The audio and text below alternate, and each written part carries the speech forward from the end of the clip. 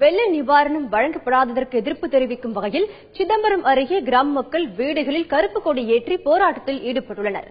பரங்கிப்பேட்டை அடுத்துள்ள பூவாலை கிராமத்தில் இந்த போராட்டம் நடைபெற்று வருகிறது. அண்மையில் ஏற்பட்ட மழை வெள்ளத்தின் போது அந்த பகுதியில் உள்ள வீடுகளும் பயிர்களும் பலத்த சேதமடைந்துள்ளன.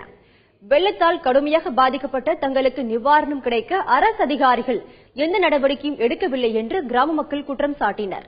அரசுக்கு தங்கள் எதிர்ப்பை தெரிவிக்கும் வகையில் கருப்பு கொடி ஏற்றும் போராட்டத்தில் ஈடுபட்டு வருவதாக அவர்கள் கூறினார்கள். பூவாலை மேற்கில் 250 குடும்பங்கள் இருக்கின்றன. கடந்த மாதம் கடும் மழையினால் அனைத்து வீடுகளும் பாதிக்கப்பட்டது.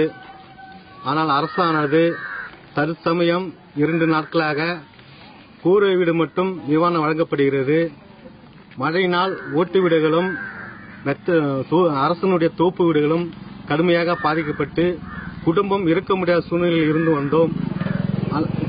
தற்போது எங்களுக்கு ஓட்டு வீடுகளுக்கும் மெத்தை வீடுகளுக்கும் நிவாரணம் வழங்காத பட்சத்தில் அனைத்து வீடுகளிலும் கருப்பு கொடி ஏந்தி தமிழக அரசுக்கு எங்களுடைய கண்டனத்தை தெரிவித்துக் கொள்கிறோம்.